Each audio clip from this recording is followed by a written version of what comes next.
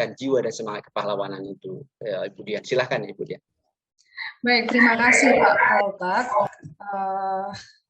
Dan saya mengucapkan salam rahayu kepada seluruh yang hadir pada acara sore hari ini. Dan yang saya hormati Presidium MLKI beserta seluruh jajaran, kemudian teman-teman dari pengurus Puan Hayati dan kawan-kawan Presidium serta seluruh jajaran dari Gemapakti. Menarik sekali perbincangan kita pada sore hari ini. Izinkan saya sebelum memulai untuk menjawab pertanyaan Pak Poltak untuk mengucap terima kasih dan sembah syukur yang luar biasa di Hari Pahlawan ini atas perjuangan para pahlawan bangsa yang telah melakukan dharma baktinya dengan mengorbankan nyawa, darah, dan harta bagi kemerdekaan Indonesia. Tentu saja dalam refleksi kebangsaan di sore hari ini, saya menitik beratkan pada beberapa hal penting yang menjadi fundamental ya bagi refleksi kebangsaan kita. Bagaimana kita membangun kesadaran dan keikhlasan bersama untuk mampu menghormati dan menerima kemajemukan Indonesia. Saya kira ini bukan sesuatu hal yang remeh dan sederhana, mengingat keberagaman merupakan pemantik. Kalau kita lihat secara jujur, bahwa keberagaman itu seringkali dan justru menjadi pemantik konflik yang paling ampuh dalam sejarah perjalanan berbangsa kita. Dan kalau kita merefleksi lebih dalam, seharusnya nilai-nilai Pancasila yang merupakan landasan kehidupan kita berbangsa bernegara dan sikap perilaku warga bangsanya kita sudah selesai dalam menerima kemajemukan dan selesai di dalam konflik keberagaman yang selama ini terjadi. Dan kita menjadi satu kesatuan dalam rumah bersama, yaitu Indonesia. Nah, lalu pembelajaran panjang, saya kira yang kita dapat sebagai penghayat kepercayaan dan bagaimana kita memaknai perjuangan dan merefleksi kebangsaan ini, saya kira pembelajaran di mana perjalanan terjal penghayat kepercayaan yang selama ini menjadi perjuangan bersama kita, harusnya secara otomatis akan membentuk jiwa yang tangguh bagi kita semuanya, akan membentuk jiwa yang bijaksana, akan seluruh perbedaan-perbedaan dan mampu melakukan sebuah gerakan bagi penghayat kepercayaan yang toleran dan humanis.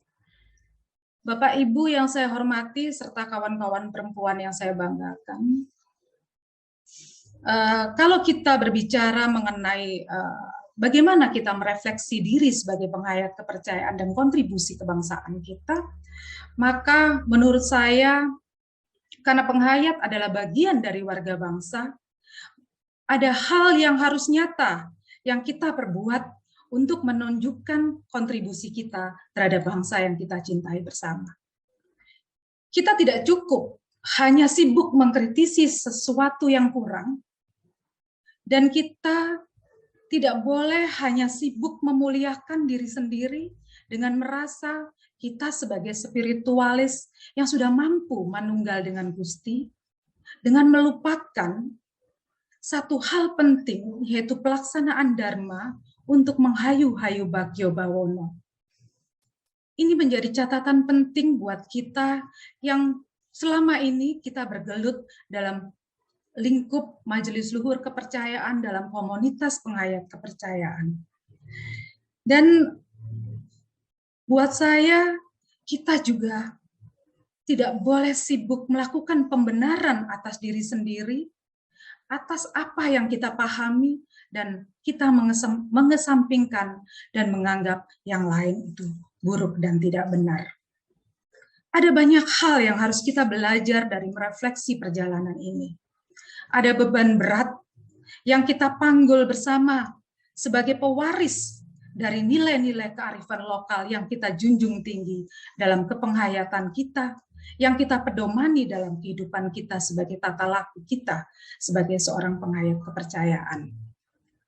Bapak Ibu yang saya hormati serta kawan-kawan perempuan, kita sudah tahu bersama bahwa darah dan nyawa telah ditumpahkan di tanah pertiwi ini dan ditebus dengan harga yang sangat mahal bagi kemerdekaan Indonesia. Lalu apakah kita cukup hanya menjadi penonton dalam zona nyaman? Saya kira kiprah kita semuanya sedang ditunggu bangsa ini. Regulasi kita telah memberikan banyak peluang kepada kita untuk menunjukkan eksistensi kita sebagai penghayat kepercayaan. Kalau kita lihat lebih dalam lagi, bahwa kebudayaan itu menjadi peran yang penting dalam menunjukkan identitas sebuah bangsa, sekaligus juga memperkokoh persatuan kita di dalam kemajemukan bangsa ini. Dan ini harus mampu menjadi momen penting bagi kita hari ini dan segenap seluruh anak bangsa dan elemen negara untuk ikut bertanggung jawab, menyelamatkan, merawat kemajemukan dari aset bangsa, yaitu keberagaman dan kemajemukan itu sendiri. Kita telah menyepakati bahwa seluruh nilai-nilai keberagaman itu kita sandarkan pada nilai-nilai Pancasila, yang itu menjadi landasan bagi kita untuk melaksanakan kehidupan berbangsa dan bernegara. Dan kita harusnya telah dengan kesadaran dan totalitas kita menerima NKRI dengan segala kurang lebihnya, dengan segala kemajemukan dan keberagaman. Karena menurut saya, manusia yang mampu menyeimbangkan nilai spiritual, yang mampu membangun humanis dan berkebudayaan dalam tata lakunya, di dalam hidup bermasyarakat, berbangsa, bernegara, akan membentuk menjadi manusia yang sensitif, belas asih, dan harmoni, baik di dalam kita berelasi dengan alam semesta maupun dengan sesama ciptaan yang Maha Kuasa. Nah, yang terakhir yang ingin saya tekankan adalah kalau kita menyebut kepahlawanan perempuan dalam momen yang luar biasa ini, saya sampaikan bahwa apresiasi negara terhadap kepahlawanan perempuan itu sangat minim sekali. Beberapa hari yang lalu kita melaksanakan acara TOT dengan kesetaraan gender. Saya mencuplik apa yang disampaikan oleh salah satu narasumber di situ, bahwa ada 173 pahlawan bergender laki-laki, tapi hanya 12 pahlawan perempuan. Artinya hanya ada 7%.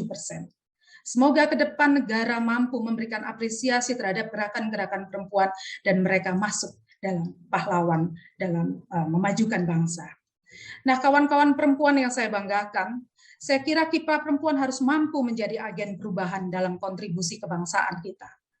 Karena dominasi peran perempuan dalam membangun pendidikan yang berkarakter dan peran perempuan sebagai perawat kehidupan merupakan akses strategis yang mampu kita olah dan kita berdayakan bersama.